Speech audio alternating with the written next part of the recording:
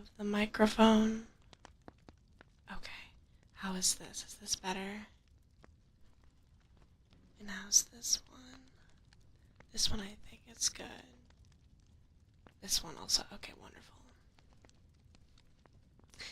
Okay, hello everyone. I know we're very close to our goal. Let's see here.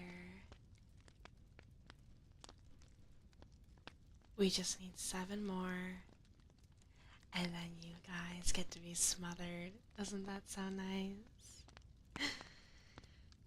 So today, as I have been recommended on YouTube that more ASMR is brought into our reading, so I'm now going to be using the new microphone and seeing how you guys like it. And then I thought as well that we could use some nice a fireplace, like some nice fire crackles. I quite like it whenever I'm reading. I know sometimes I do and sometimes I don't. So I think today that's a good vibe. So hello Marshall, hello 7-Star. Everyone please enjoy as we continue our reading. We are currently at chapter 9, The Sign of the Prancing Pony.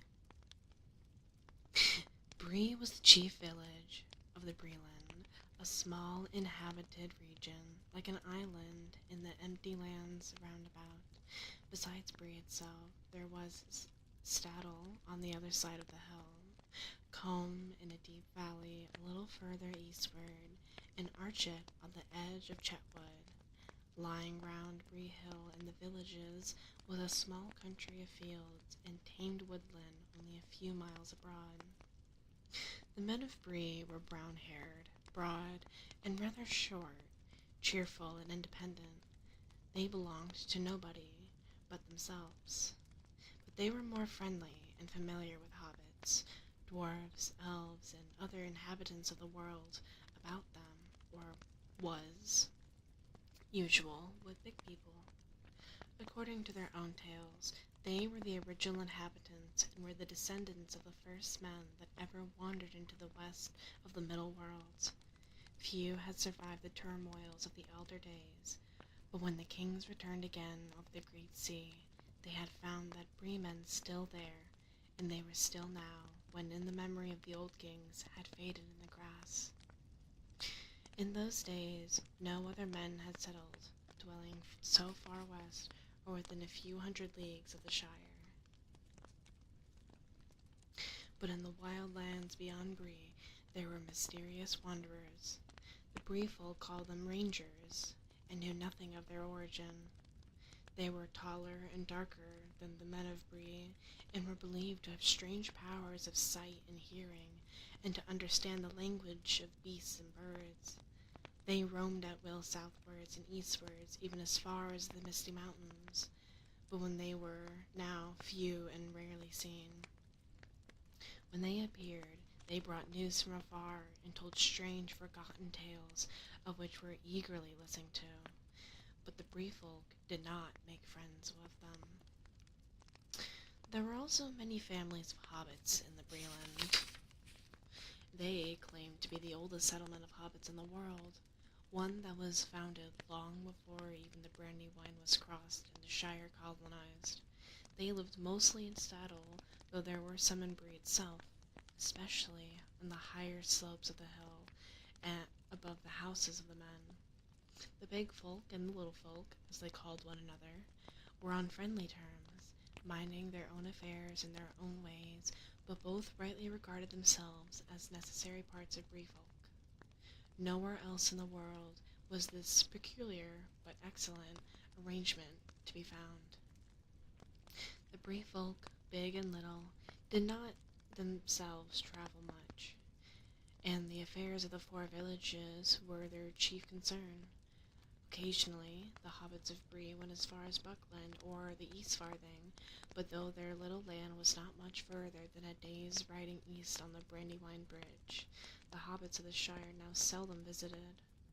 An occasional Bucklander or adventurous took would come out to the inn for a night or two, but even that was becoming less and less usual. The Shire hobbits referred to those of Bree and to any others that lived beyond the borders as outsiders, and took very little interest in them, considering them dull and uncouth. There were probably many more outsiders scattered in the west of the world in those days than the people of the Shire imagined. Some, doubtless, were no better than tramps, ready to dig a hole in any bank and stay as long as it suited them, but in Breeland, at any rate, the hobbits were decent and prosperous, no more rustic than most of their distant relatives, inside. It was not yet forgotten that there had been a time there was much coming and going between the Shire and Bree. There was Bree blood in the Brandybucks, by all accounts. The village of Bree had some 100 of stone houses of the big folk, mostly above the road, nestling on the hillside with the windows looking west. On that side, running in more than half a circle from the village and back to it. Sorry. I lost my place. Completely lost it. Okay, let's restart. The village of Bree had some 100 stone houses of the big folk, mostly above the road, nestling on the hillside, with the windows looking west.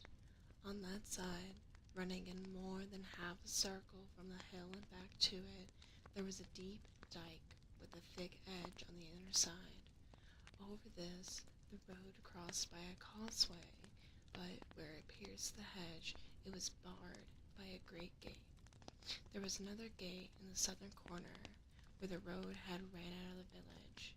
The gates were closed at nightfall, but just inside them were small lodges for gatekeepers. Down on the road, where it swept to the right to go around the foot of the hill, there was a large inn. It had been built long ago, when the traffic on the roads had been far greater. For Bree stood at an old meeting of ways. Another ancient road crossed the east road, just outside the dike at the western end of the village. In the former days, men and older folk of various sorts had traveled much on it. Strange as the news from Bree was still a saying in the East Farthing, descending from those days when news from the north, south, and east could be heard at the end. But when the Shire hobbits used to go more often to hear it. But the northern lands had long been desolate, and the north road was now seldom used. It was grass-grown, and the Bree folk called it the Greenway. The Inn of Bree was still there, however, and the innkeeper was more an important person. His house was a meeting place for idle, talkative, and inquisitive among inhabitants, large and small of the other 4 villages, and a resort of rangers and other wanderers, and for such travelers, mostly dwarves, as still journeyed on the east road to and from the mountains.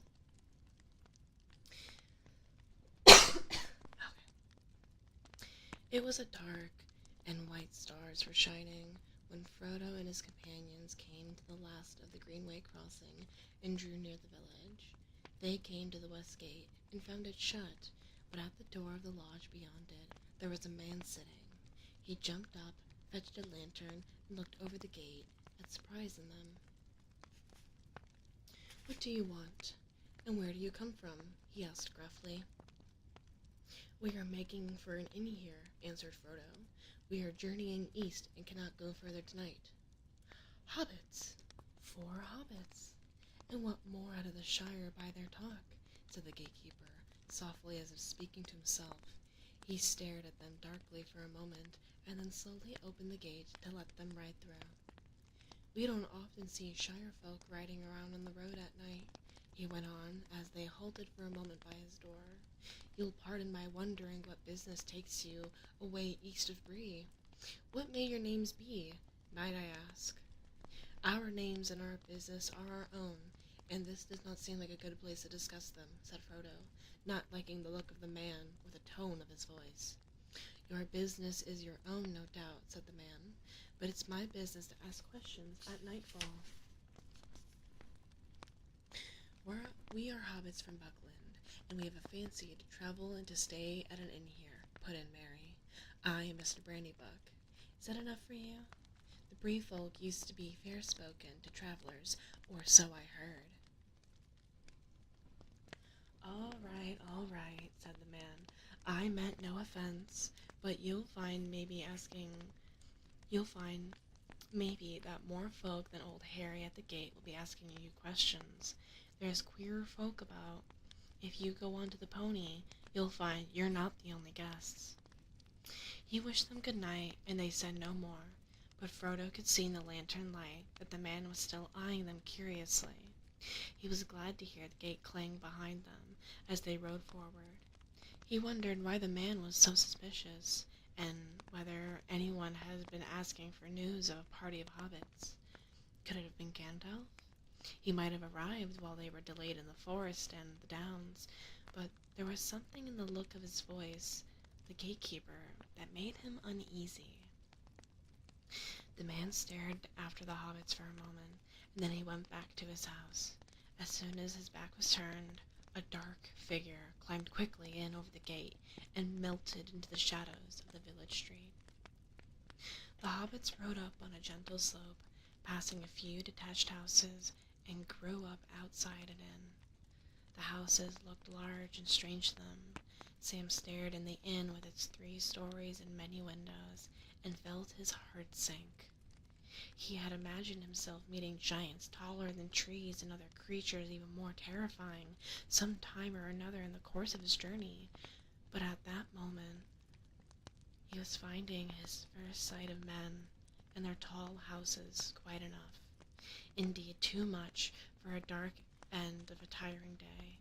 He pictured black horses standing all saddled in the shadows of the vineyard, and black riders peering out of dark upper windows.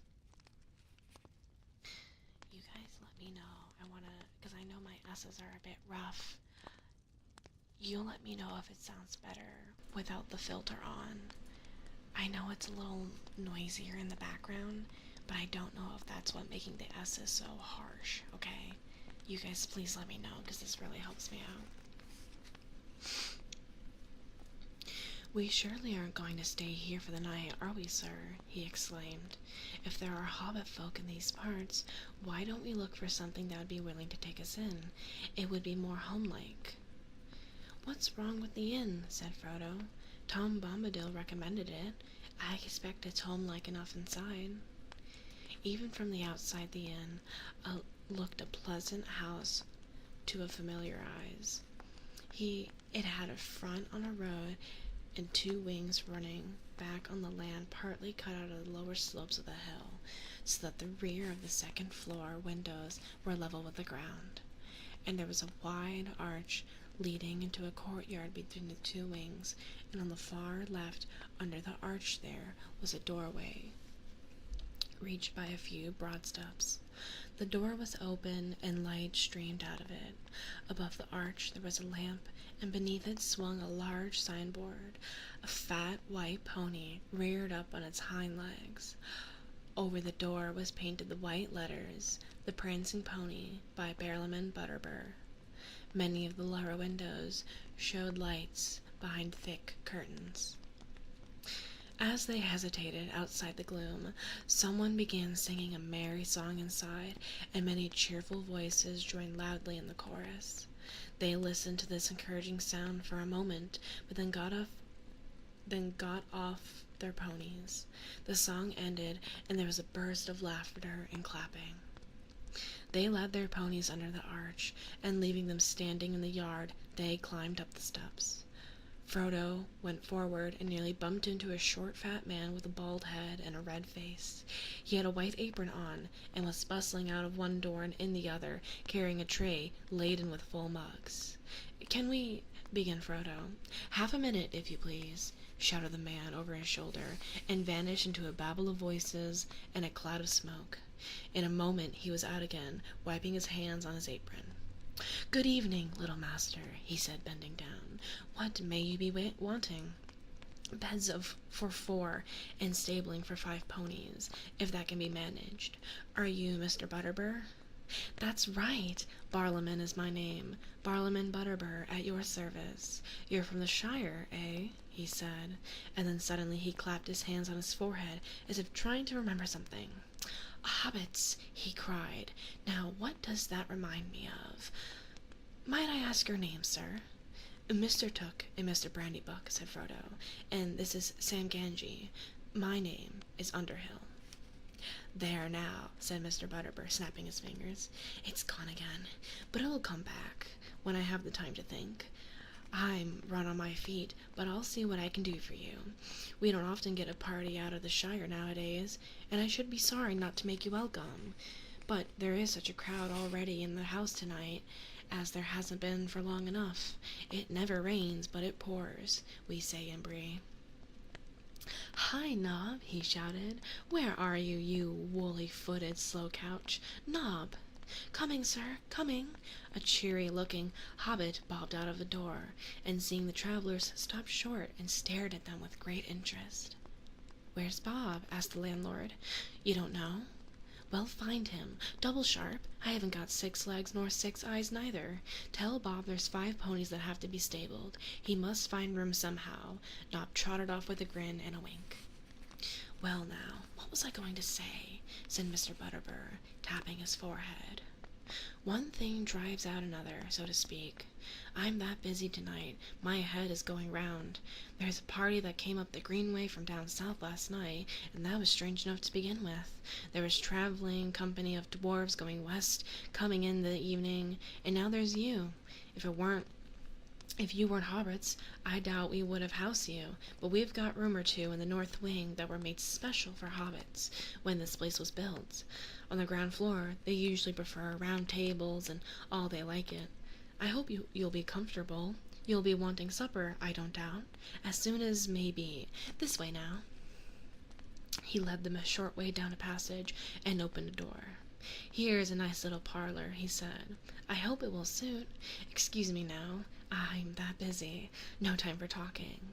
I must be trotting. It's hard work for 2 legs, but I don't get thinner. I'll look in again later. If you want anything, ring the handbell, and Nob will come. If he doesn't come, ring and shout." Off he went at last, and left them feeling rather breathless. He seemed capable of an endless stream of talk, however busy he might be. They found themselves in a small, cozy room, where there was a bit of bright fire burning on the hearth, and in front of it were some low and comfortable chairs. There was a round table, already spread with a white cloth, and on it was a large handbell. But Nob, the hobbit servant, came bustling in a long way before they thought of ringing. He brought candles and a tray of full plates. "Will you be wanting anything to drink, masters?" he asked, "and shall I show you the bedrooms, while your supper is got ready?" They were washed in and in the middle of a good deep mugs of beer when Mr. Butterbur and Nob came in again. In a twinkling the table was laid. There was hot soup, cold meat, a blackberry tart, new loaves, a slab of butter, and a half ripe cheese. Good plain food, as good as the Shire should show, and homelike enough to dispel the last of Sam's misgivings, already much relieved by the excellence of the beer. The landlord hovered round for a little bit, and then prepared to leave them. "I don't know whether you would care to join the company when you have supped," he said, standing at the door.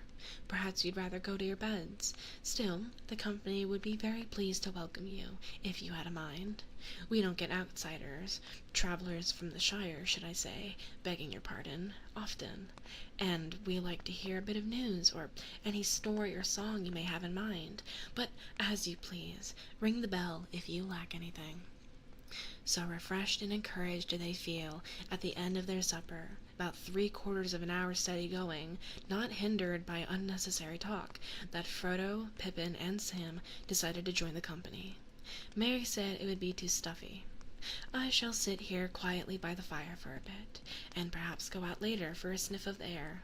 Mind your P's and Q's, and don't forget that you are supposed to be escaping in secret, and are still on a high road and not very far from the Shire." "All right," said Pippin. "Mind yourself, don't get lost, and don't forget that it's safer indoors." The company was in the big common room of the inn. The gathering was large and mixed, as Frodo discovered when his eyes got used to the light. This came chiefly from blazing log fire, for the 3 lamps hanging from the beams were dim, and half veiled in smoke. Barlaam Butterbur was standing near the fire, talking to a couple of dwarves, and 1 or 2 strange-looking men. On the benches were various folk, men of Bree, a collection of local hobbits, sitting chattering together, a few more dwarves, and other vague figures difficult to make out away in the shadows and corners. As soon as the Shire hobbits entered, there was a chorus of welcome from the Breelanders. The strangers, especially those that had come up the greenway, stared at them curiously. The landlord introduced the newcomers to the Bree folk so quickly that though they caught many names, they were seldom sure who the names belonged to.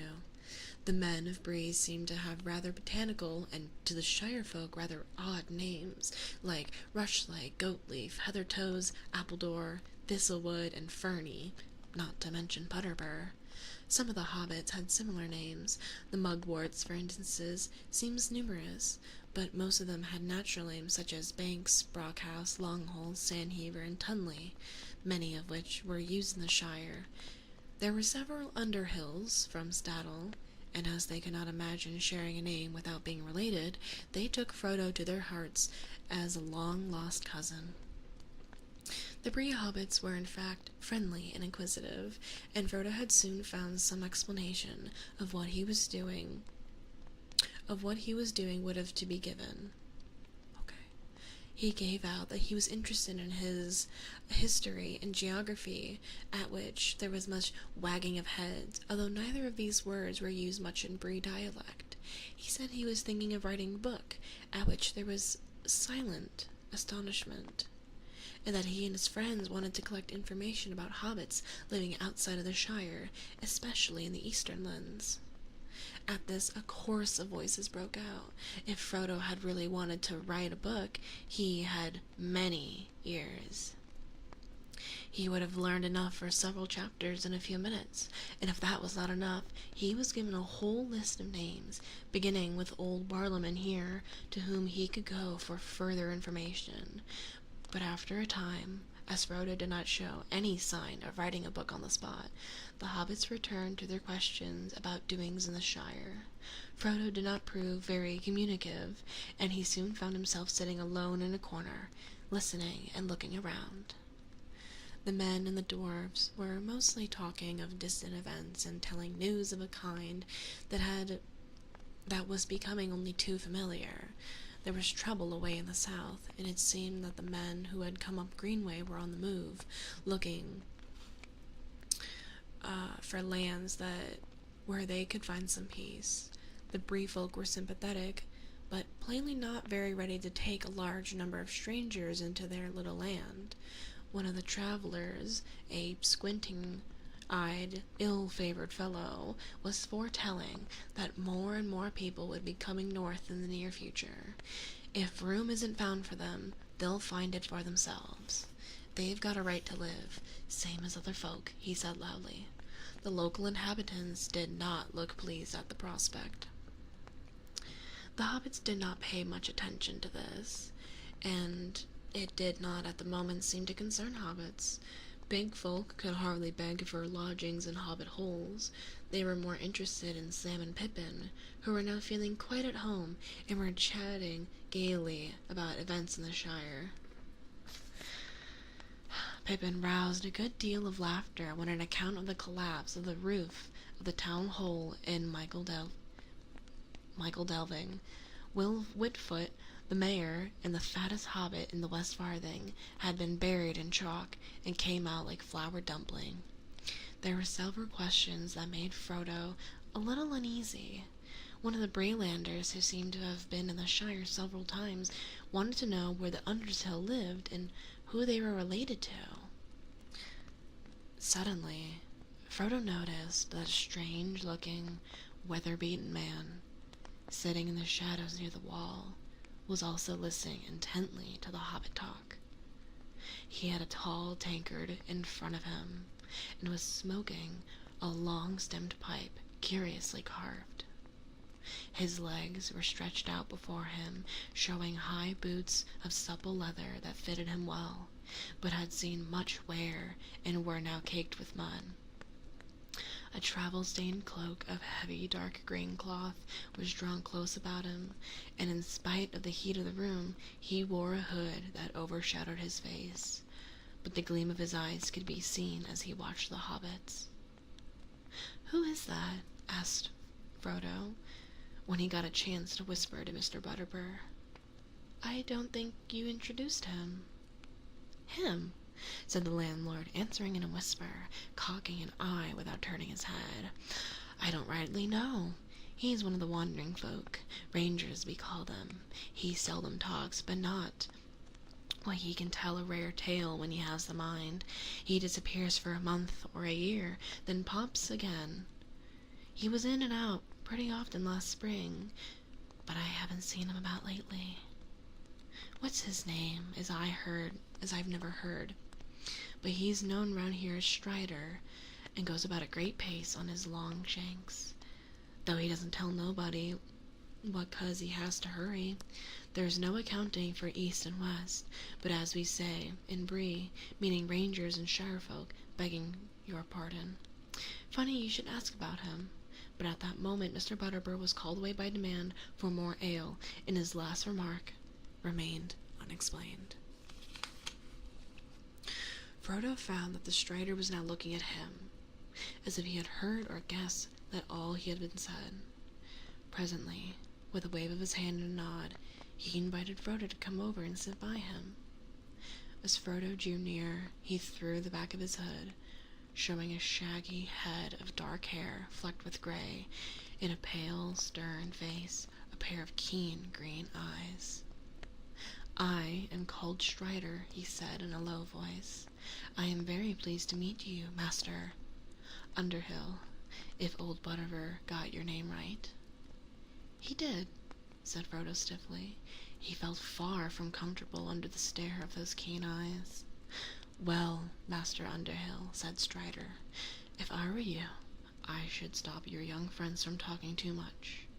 Drink, fire, and chance meeting are pleasant enough, but, well, this isn't the Shire.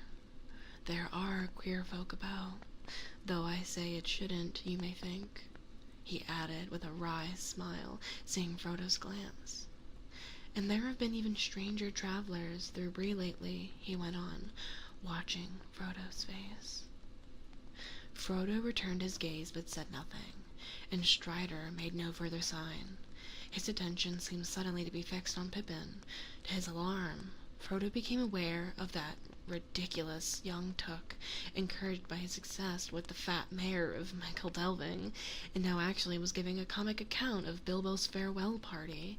He was already giving an imitation of the speech, and was drawing near to the astonishing disappearance. Frodo was annoyed. It was a harmless tale for most of local hobbits, no doubt, just a funny story about those funny people away beyond the river, but some, old Butterbur for instance, knew a thing or two, and had probably heard rumors long ago about Bilbo's vanishing. It would bring the name of Baggins to their mind, especially if there had been inquiries in Bree after the name. Frodo fidgeted, wondering what to do. Pippin was evidently much enjoying the attention he was getting, and had become quite forgetful of their danger. Frodo had sudden fear in his present mood that he might even mention the ring, and that might well be disastrous. "You had better do something quick," whispered Strider in his ear. Frodo jumped and stood on the table and began to talk. The attention of Pippin's audience was disturbed. Some of the hobbits looked at Frodo and laughed and clapped, thinking that Mr. Underhill had taken much ale, as was good for him. Frodo suddenly felt very foolish, and found himself, as was his habit when making a speech, fingering the things in his pocket.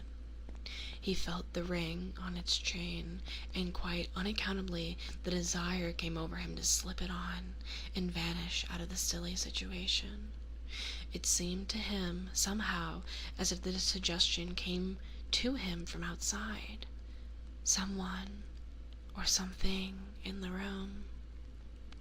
He resisted the temptation firmly and clasped the ring in his hand as if to keep it a hold on it and prevent it from escaping or doing any mischief. At any rate, it gave him no inspiration. "Thank you so much for following. Enjoy."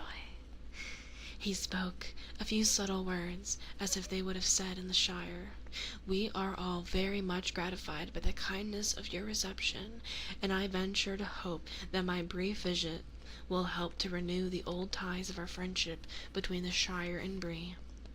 And then he hesitated and coughed. Everyone in the room was now looking at him. "A song!" shouted one of the hobbits. "A song! A song!" shouted all the others. "Come on now, master, sing us something that we haven't heard before." For a moment Frodo stood gaping. Then, in desperation, he began a ridiculous song that Bilbo had been rather fond of, and indeed rather proud of, for he had made up the words himself. It was about an inn, and that is probably why it came to Frodo's mind just then. Here it is in full. Only a few words of it are now, as a rule, remembered. "There is an inn, an old merry inn, beneath an old grey hill, and there they brewed a beer so brown that the man in the moon himself came down one night to drink his fill. The ostler had a tipsy cat that played a 5-string fiddle, and up and down he runs his bow, now squeaking high, now purring low, now sawing in the middle. The landlord keeps a little dog that is mighty fond of jokes.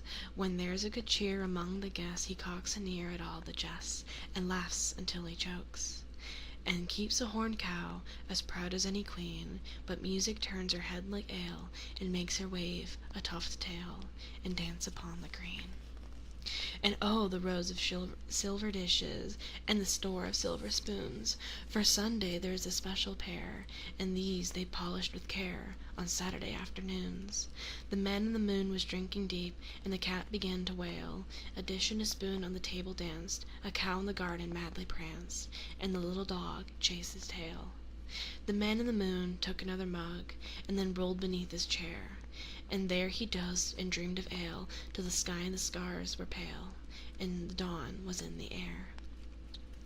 Then the ostler said to his tipsy cat, "The white horses of the moon, they neighed and champed their silver bits, but their master's been and drowned his wits, and the sun will be rising soon." So the cat on his fiddle played hey diddle diddle in a jig that would wake the dead. He squeaked and sawed and quickened the tune, while the landlord shook the man in the moon. "He's after 3," he said. They rolled the man slowly up the hill, and bundled him into the moon, while his horses galloped in the rear, and the cows came capering like deer, and a dish ran up with the spoon. Now quicker the fiddle went diddle-dee-diddle, and the dog began to roar. The cows and horses stood on their heads, and the guests all bounded from their beds, and danced upon the floor.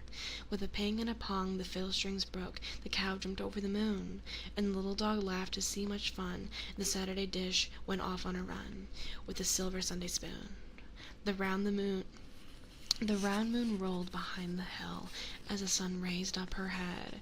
She hardly believed her fairy eyes, for though it was day, to her surprise, they all went back to bed.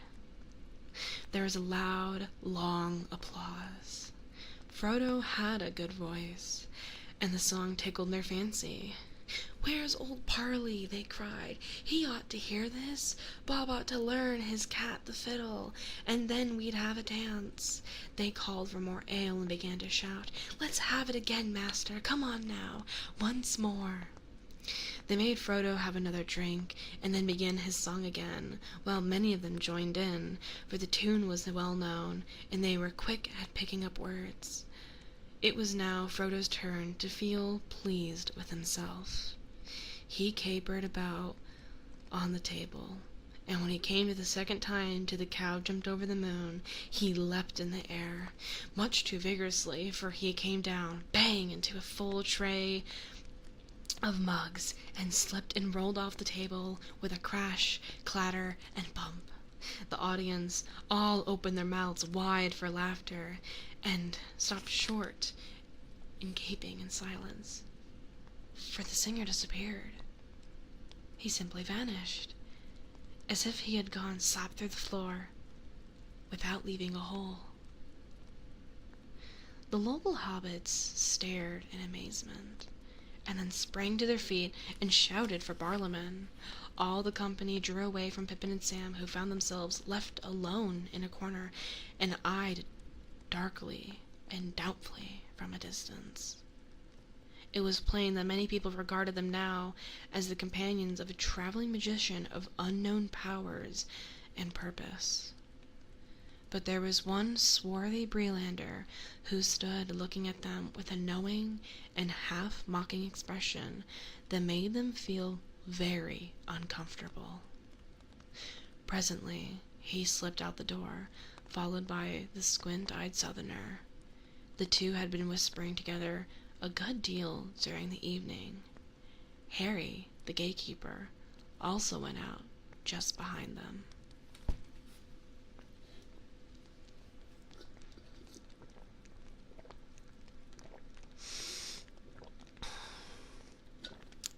Thank you.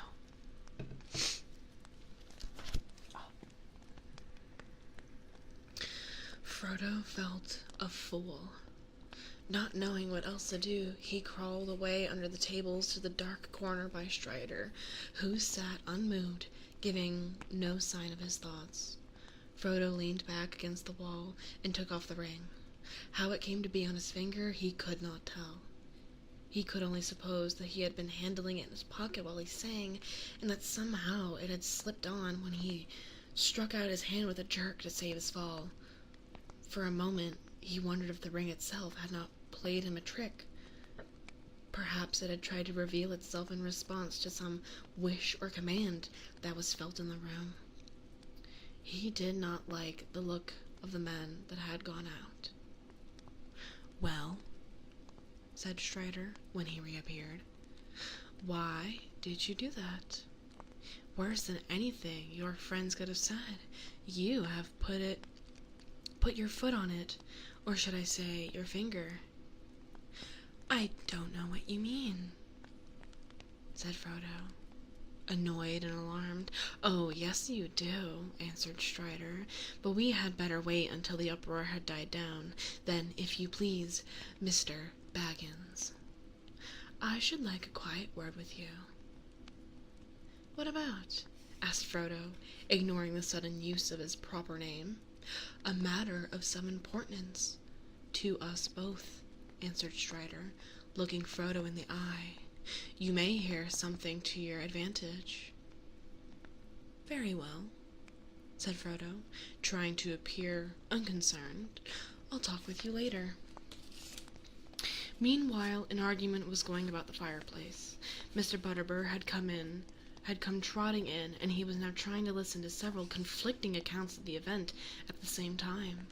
"I saw him, Mr. Butterbur," said a hobbit, "or leastways, I didn't see him, but if you take my meaning, he just vanished into thin air, in a manner of speaking." "You don't say, Mr. Mugwort," said the landlord, looking puzzled. "Yes, I do," replied Mugwort, "and I mean what I say. What's more—" "There's some mistake somewhere," said Mr. Butterbur, shaking his head. "There was too much of that Mr. Underhill to go vanishing into thin air, or into thick air, as it is more likely in this room." "Well, where is he now?" cried several voices. "How should I know? He's welcome to go where he will, so long as he pays in the morning. There's Mr. Took now, he's not banished." "Well, I saw what I saw, and I saw what I didn't," said Mugwort. obstinately. "And I say there's some mistake," repeated Butterbur, picking up a tray and gathering up the broken crockery. "Of course there's a mistake," said Frodo. "I haven't finished. Here I am. I've been having a few words with Strider in the corner." He came forward into the firelight, but most of the company backed away, even more perturbed than before. They were not in the least satisfied by his explanation that he had crawled away quickly under the tables after he had fallen.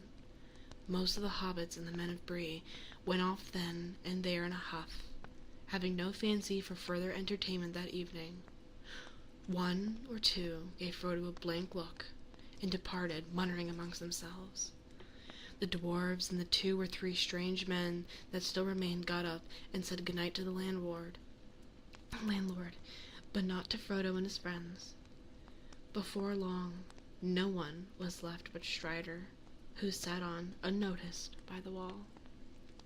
Mr. Butterbur did not seem much put out. He reckoned, very probably, that his house would be full again on many future nights, until the present mystery had been thoroughly discussed. "Now, what have you been doing, Mr. Underhill?" he asked. "Frightening my customers and breaking my crocks with your acrobatics?" "I am very sorry to have caused any trouble," said Frodo. "It was quite unintentional, I assure you. A most unfortunate accident." "All right, Mr. Underhill, but if you're going to do any more tumbling or conjuring or whatever it was, you best warn folk beforehand, and warn me. We're a bit suspicious here of anything out of the way, uncanny, if you understand me, and anything, and we don't take it, and we don't take to it all of a sudden. I shan't be doing anything of that sort again, Mr. Butterbur, I promise you. And now I think I'll be getting to bed. We shall be making an early start. Will you see that our ponies are ready by 8 o'clock? Very good. But before you go, I should like a word with you in private, Mr. Underhill. Something has come back to my mind that I ought to tell you. I hope that you'll not take it amiss. When I've seen a thing or two, I'll come along to your room, if you're willing." "Certainly," said Frodo, but his heart sank, wondering how many private talks he would have before he got to bed, and what they would reveal. Were these people in all league against him? He began to suspect even old Butterbur's fat face of concealing dark signs. Chapter 10. Strider. Frodo, Pippin, and Sam made their way back to the parlor. There was no light. Merry was not there, and the fire had burned low. It was not until they had puffed up the embers into a blaze and thrown on a couple of faggots that they discovered Strider had come with them. There he was, calmly sitting in a chair by the door. "Hello," said Pippin. "Who are you, and what do you want?" "I am called Strider," he answered, "and though he may have forgotten it, your friend promised to have a quiet talk with me." "You said I might hear something to my advantage, I believe," said Frodo. "What have you to say?" "Several things," answered Strider, "but of course I have my price." "What do you mean?" asked Frodo sharply. "Don't be alarmed. I mean just this. I will tell you what I know, and give you some good advice, but I shall want a reward." "And what will that be, pray?" said Frodo.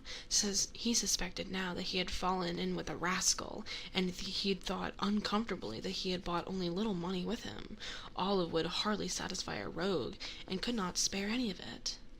"No more than you can afford," answered Strider, with a slow smile, as if he had guessed Frodo's thoughts. "Just this. You must take me along with you, until I wish to leave you." "Oh, indeed," replied Frodo, surprised but not much relieved. "Even if I wanted another companion, I should not agree to any such thing until I know a good deal more about you and your business." "Excellent," exclaimed Strider, crossing his legs and sitting back comfortably.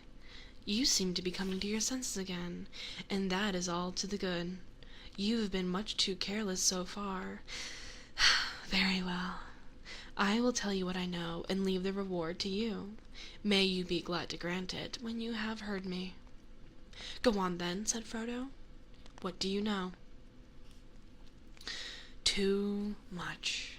Too many dark things, said Strider grimly. But as for your business, he got up and went to the door, opened it quickly and looked out. Then he shut it again quietly and sat down again. I have quick ears, he went on, lowering his voice, and though I cannot disappear, I have hunted many wild and wary things, and I can usually avoid being seen if I wish. Now, I was behind the hedge this evening on the road west of Bree, when 4 hobbits came out of the downlands. I need not repeat all they said to old Bombadil or to one another, but the thing interested me. Please remember, said one of them, that the name of Baggins must not be mentioned. I am Mr. Underhill, if any name must be given. That interested me so much that I followed them here. I slipped over the gate just behind them. Maybe Mr. Baggins has an honest reason for leaving his name behind, but if so, I should advise him and his friends to be more careful. I don't see what interest my name has for one in Bree, said Frodo angrily, and I have still to learn why it interests you. Mr. Strider have been an honest reason for spying and eavesdropping, but if so, I should advise him to explain it. Well answered, said Strider, laughing, but the explanation is simple. I was looking for a hobbit called Frodo Baggins. I wanted to find him quickly. I had learned that he was carrying out of the Shire, well, a secret that concerned me and my friends. Now don't mistake me, he cried, as Frodo rose from his seat, and Sam jumped up with a scowl. I shall take more care of the secret than you do, and care is needed. He leaned forward and looked at them. Watch every shadow, he said in a low voice. Black horsemen have passed through Bree. On Monday one came down the greenway, they say, and another appeared later, coming up the greenway from the south. There was silence. At last, Frodo spoke to Pippin and Sam. I ought to have guessed it was from the way the gatekeeper greeted us, he said, and the landlord seemed to have heard something. Why did he press us to join the company? And why on earth did we behave so foolishly? We ought to have stayed quiet in here. It would have been better, said Strider. I would have stopped your going out into the common room if I could. But the innkeeper would not let me in to see you, or take a message. Do you think he, began Frodo. No, I don't think any harm of old Butterbur, only he does not have altogether like mysterious vagabonds of my sort. Frodo gave him a puzzled look. Well, I have rather a rascally look, have I not? Said Strider, with a curl of his lip and a queer gleam in his eye. But I hope we shall get to know one another better. When we do, I hope you will explain what happened at the end of your song. For that little prank, it was sheer accident, interrupted Frodo. I wonder, said Strider. Accident, then.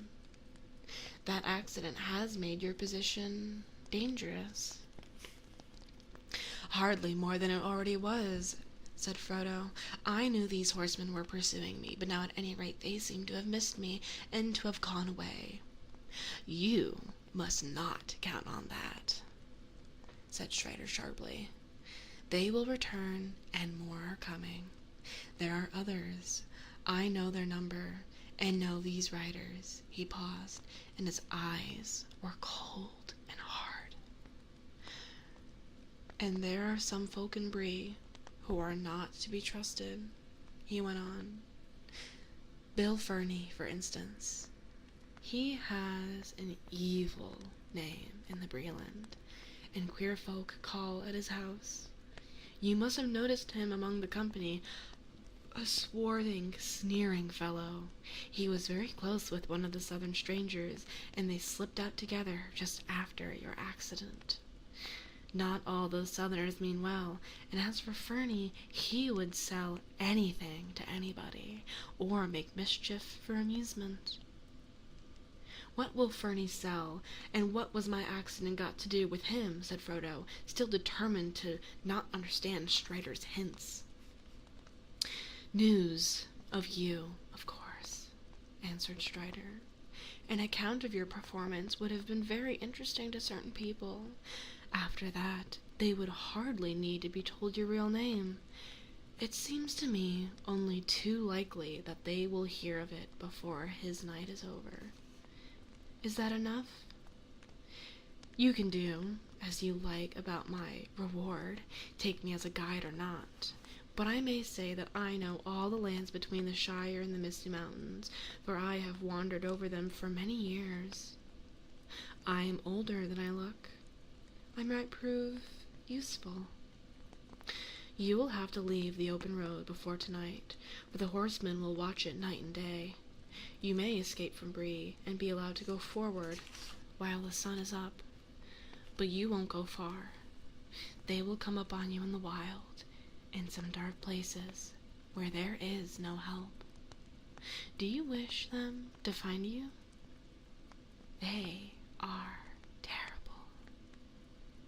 The hobbits looked at him and saw with surprise that his face was drawn as if with pain, and his hands clenched the arms of his chair. The room was very quiet and still, and the light seemed to have grown dim. For a while he sat with unseeing eyes, as if walking a distant memory, or listening to sounds in the night far away. There, he cried for a moment, drawing his hand across his brow. Perhaps I know more about these pursuers than you do. You fear them, but you do not fear them enough yet.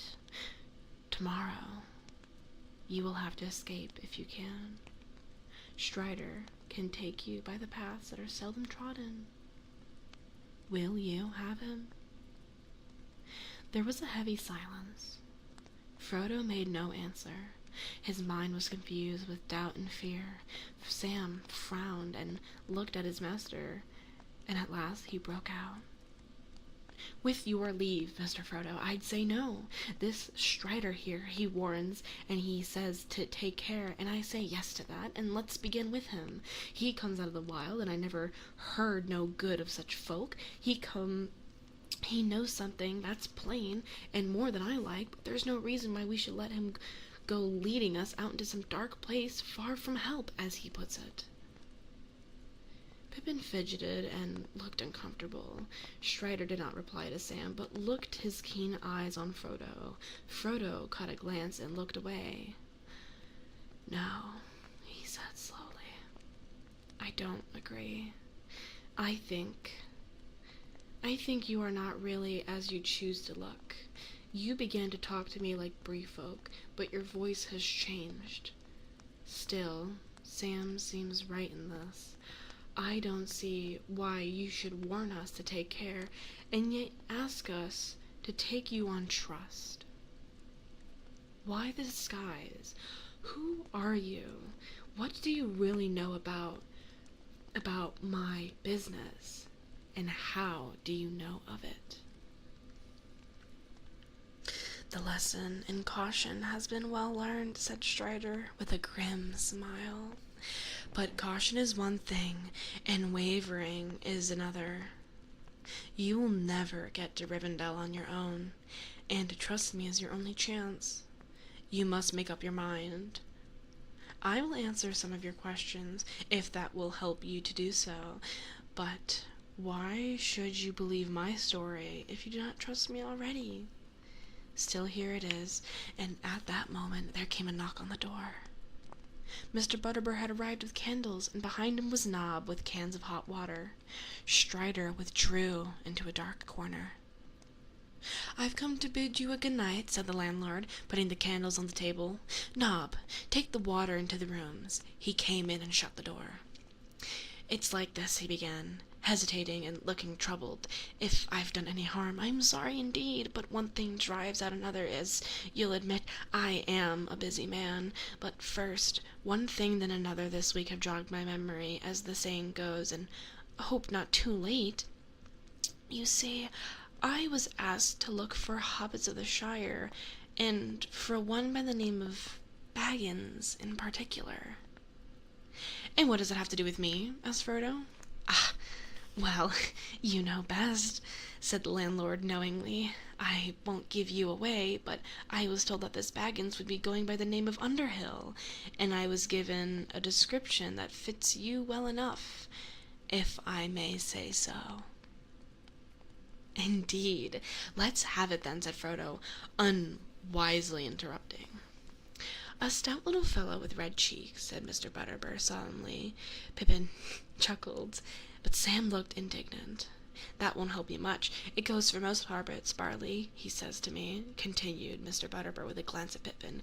"But this one is taller than some and fairer than most. He has a cleft in his chin, perky chap with bright eye. Begging your pardon, but he said it, not me."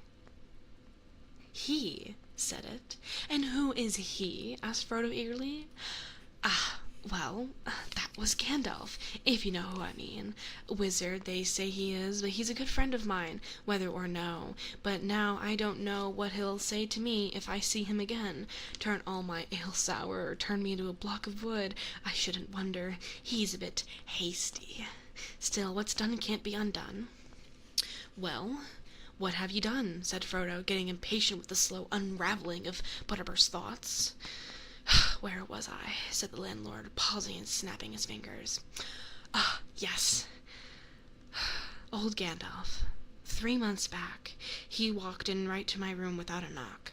'Barley,' he says, 'I'm off in the morning. Will you do something for me?' 'You've only to name it,' I said.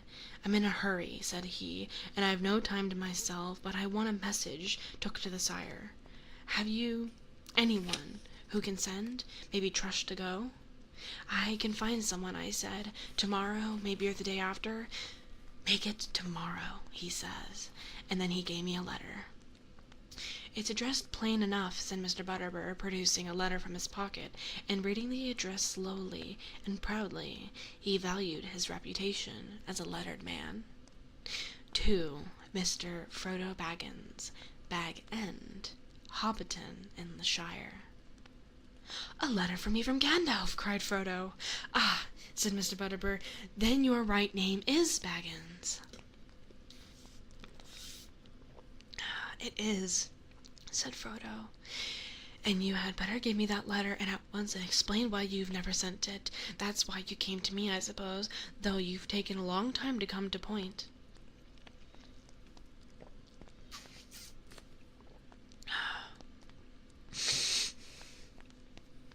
Poor Mr. Butterbur looked troubled. "You're right, master," he said, "and I beg your pardon, but I'm mortal afraid of what Gandalf will say if harm comes of it. But I didn't keep it back a purpose.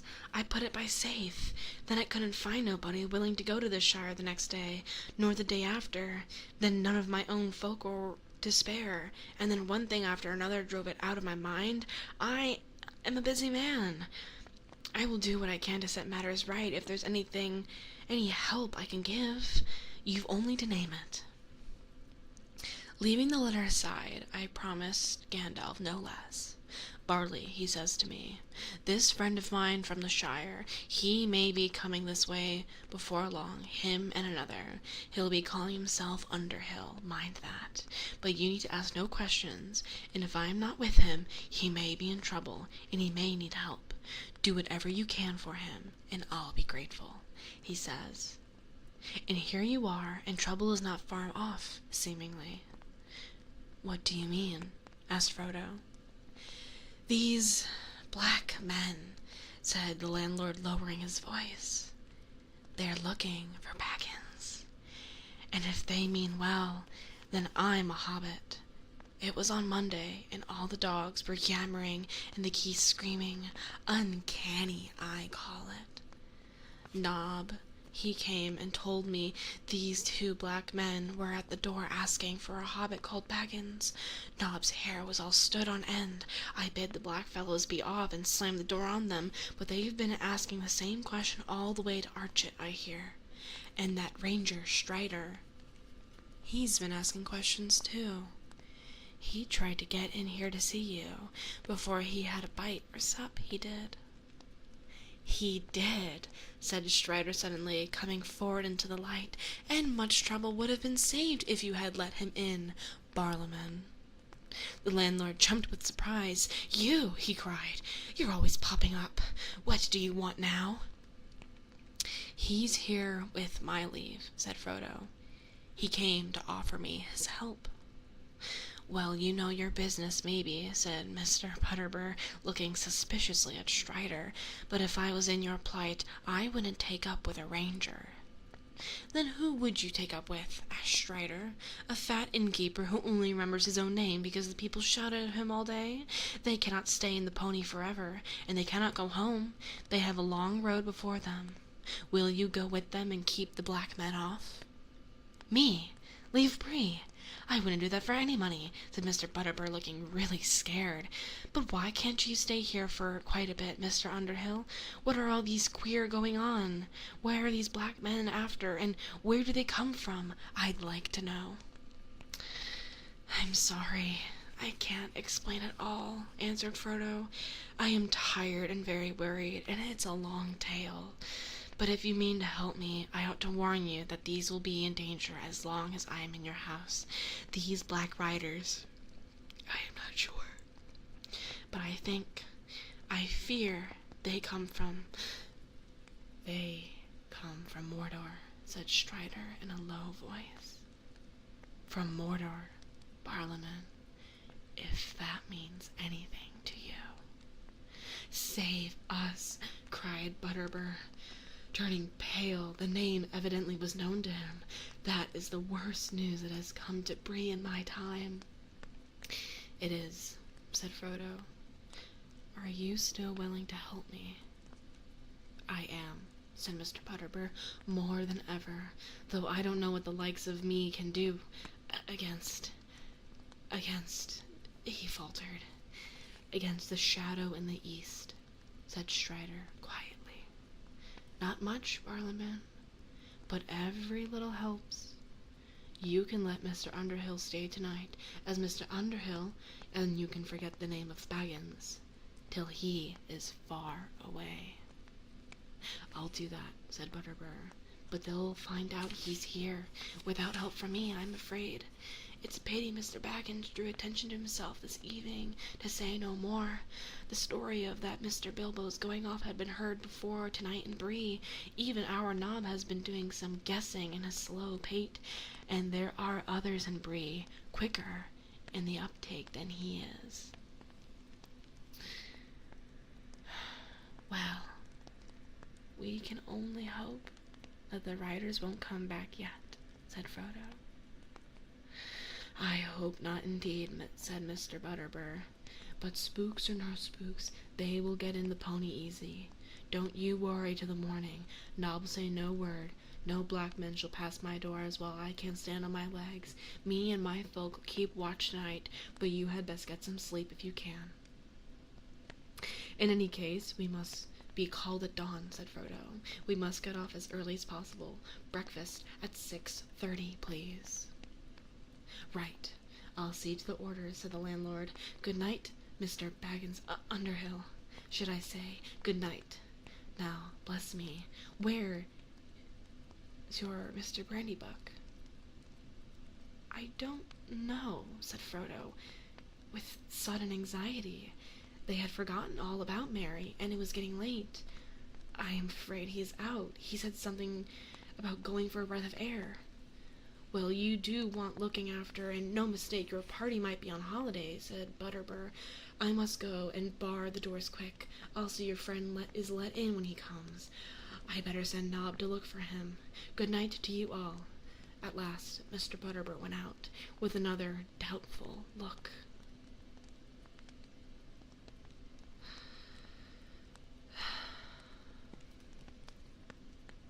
I lost my place.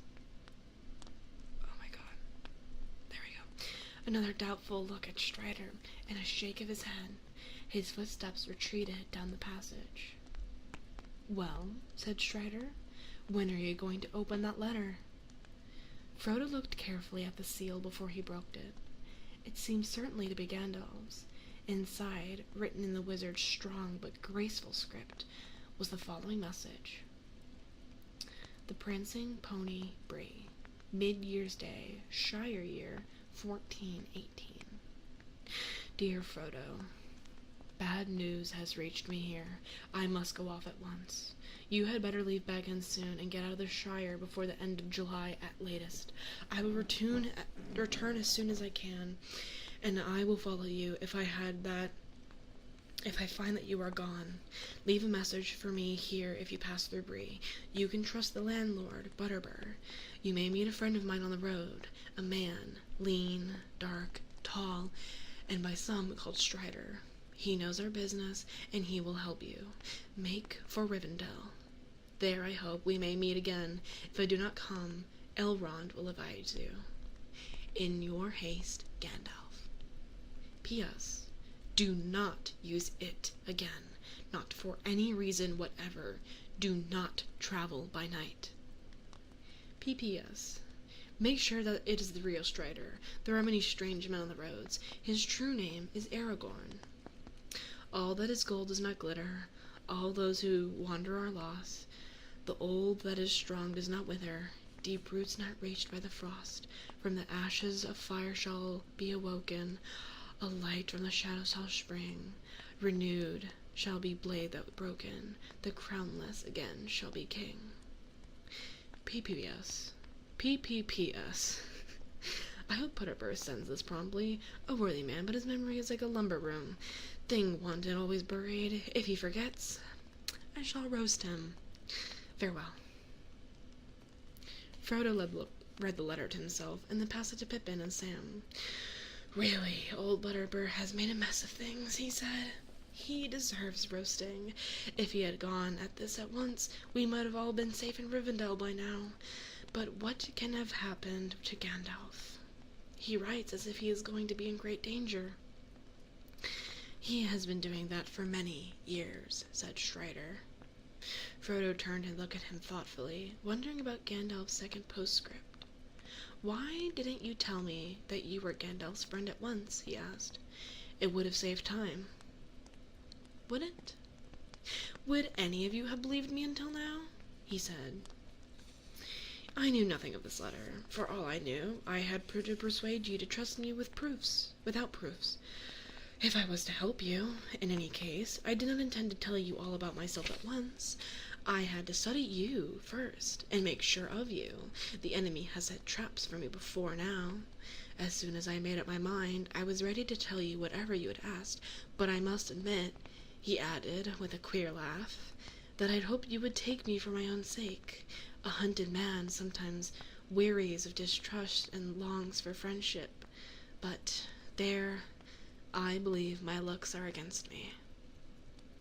"They are, at first sight, at any rate," laughed Pippin, with sudden relief, after reading Gandalf's letter.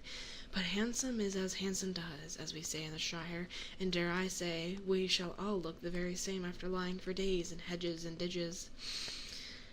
"It would take more than a few days, or weeks, or years of wandering in the wild to make you look like Strider," he answered. "And you would die first, unless you were made of sterner stuff than you look to be." Pippin subsided, but Sam was not daunted. He still eyed Strider dubiously. "How do we know you are the Strider that Gandalf speaks about?" he demanded. "You never mentioned Gandalf till this letter came out. You might be play-acting spy for all I can see, trying to get us to go with you. You might have done in the real Strider and took his clothes. What have you to say to that?" "That you are a stout fellow," answered Strider. But I am afraid my only answer to you, Sam Gamgee, is this. If I had killed the real Strider, I could kill you. And I should have killed you already without much talk. If I was after the ring, I could have it. Now. He stood up and seemed suddenly to grow taller, and his eyes gleamed a light, keen and commanding. Throwing back his cloak, he laid his hand on the hilt of a sword that had hung concealed by his side. Oh, sorry. They did not dare to move. Sam sat wide-mouthed, staring at him dumbly. I am the real Strider, fortunately, he said, looking down at them with his face softened by a sudden smile. I am Aragorn, son of Arathorn, and if by life or death I can save you, I will. There was a long silence. At last, Frodo spoke with hesitation. I believed that you were a friend before the letter came, he said, or at least I wished to. You have frightened me several times tonight, but never in the way that servants of the enemy would, or so I imagine. I think one of his spies would, well, seem fairer and feel fouler, if you understand. I see, laughed Strider. I look foul and feel fair, is that it? All that is gold does not glitter, all those who wander are lost.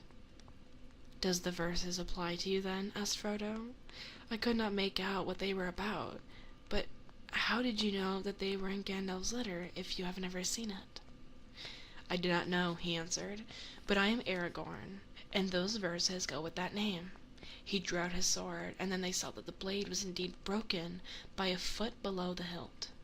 Not much use is it, Sam, said Strider, but the time is near when it shall be forged anew. Sam said nothing. Well, said Strider, with Sam's permission we shall call that it settled. Strider shall be your guide. We shall have a rough road tomorrow. If we are even allowed to leave Bree unhindered, we can hardly hope now to leave unnoticed. I shall try to get lost as soon as possible. I know one or two ways out of Breland other than the main road. If once we take it off the pursuit, I shall make for Weathertop. Weathertop, said Sam. What's that? It's a hill just north of the road, about halfway from here to Rivendell. It commands a wide view all around, and there we shall have a chance to look about us. Gandalf will make for that point if he follows us. After Weathertop, our journey will become more difficult, and we shall have to choose between various dangers. When did you see Gandalf last? Asked Frodo. Did you know where he is, or what he is doing? Strider looked grave. I do not, he said. I came west with him in the spring, and have often kept watch of the borders of the Shire in the last few years, when he was busy elsewhere. He seldom left it unguarded.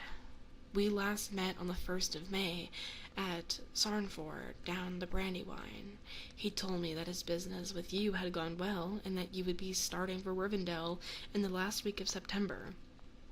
As I knew he was at your side, I went on a journey of my own, and that proved ill, for plainly some news reached him, and I was not at hand to help. I am troubled for the first time since I've known him. We should have had messages, even if he could not come himself. When I returned, many days ago, I heard the ill news. The tidings had gone far and wide that Gandalf was missing, and that the horsemen had been seen. It was the elven folk of Gildor that told me this. And later they told me that you had left your home, but there were no news of your leaving Buckland. I have been watching the East Road anxiously. Do you think the Black Riders could do anything with it? With Gandalf's absence, I mean? Asked Frodo. I do not know anything else that could have hindered him except the enemy himself, said Strider, but do not give up hope. Gandalf is greater than you, Shire folk know. As a rule, you can only see his jokes and toys, but this business of ours will be his greatest task. Pippin yawned. I am sorry, he said, but I am dead tired. In spite of all the danger and worry, I must go to bed, or sleep where I sit. Where is this silly fellow Mary? It would be the last straw if we had to go in the dark to look for him." At that moment they heard a door slam, then feet came running along the passage. Mary came in with a rush, followed by Nob. He shut the door hastily and leaned against it. He was out of breath. They stared at him in alarm for a moment before he gasped, "I have seen them, Frodo. I have seen them. Black riders." "Black riders?" cried Frodo. "Where?" "Here, in the village. I stayed indoors for an hour. Then you did not come back. I went out for a stroll. I had come up again and was standing just outside the light of the lamp, looking at the stars. Suddenly I shivered and felt something horrible was creeping near. There was a sort of deep shade among the shadows across the road, just beyond the edge of the lamplight. It slid away at once in the dark without a sound. There was no horse. "Which way did it go?" asked Strider, suddenly and sharply. Mary started, noticing the stranger for the first time. "Go on," said Frodo. "This is a friend of Gandalf's. I will explain later." "It seemed to make up off the road eastward," continued Mary. "I tried to follow, of course. It vanished almost at once, but I went round the corner and as far as the last house on the road." Strider looked at Mary with wonder. "You have a stout heart," he said, "but it was foolish." "I don't know," said Mary, "neither brave nor silly. I think I could hardly help myself. It seemed to be drawn somehow. Anyway, I went, and then suddenly I heard voices by the hedge. One was muttering, the other was whispering or hissing. I couldn't hear a word of what it said. I did not creep any closer because I began to tremble all over. Then I felt terrified, and I turned back and was just going to bolt home when something came behind me, and I fell over." "I found him, sir," put in Nob.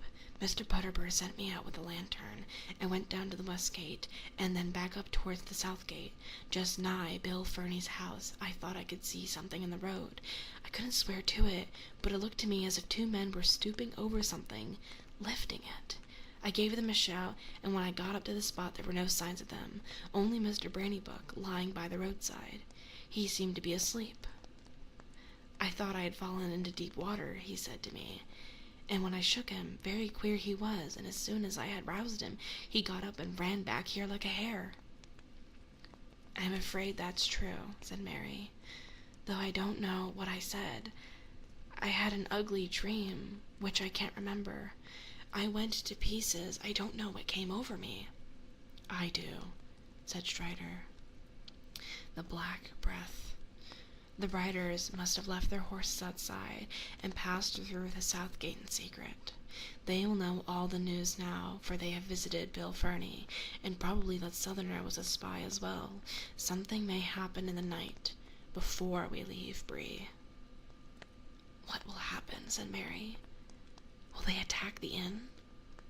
"No, I think not," said Strider. "They are not all here yet, and in any case it is not their way.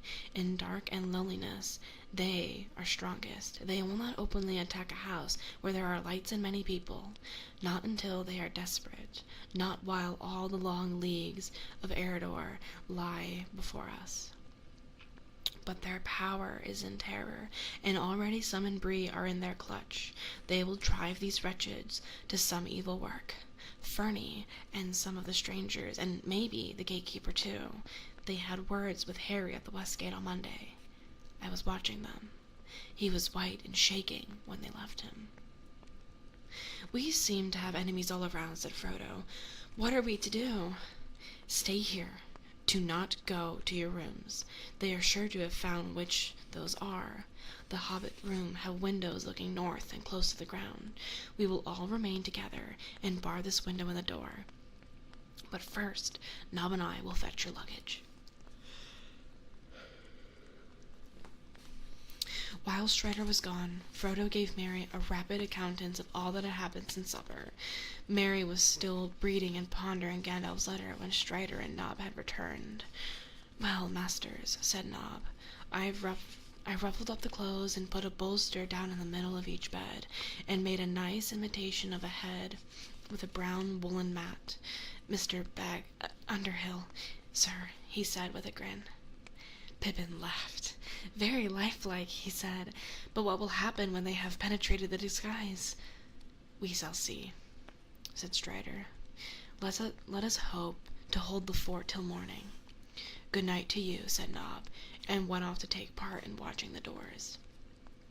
Their bags and gear they piled on the parlous floor.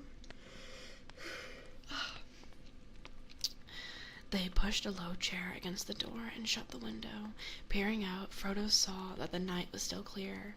The sickle was swinging bright above the shoulders of Bree Hill. Then he closed and barred the heavy inside shutters and drew the curtains together. Strider built up the fire and blew out all the candles. The hobbits lay down on their blankets with their feet toward the hearth, but Strider settled himself in the chair against the door. They talked for a little, for Merry still had several questions to ask. Jumped over the moon, chuckled Merry as he rolled himself into his blanket. Very ridiculous of you, Frodo, but I wish I had been there to see. The worthies of Bree will be discussing it 100 years hence. I hope so, said Strider. Then they all fell silent, and one by one the hobbits dropped off to sleep. That is where we will end. Just before chapter 11, A Knife in the Dark.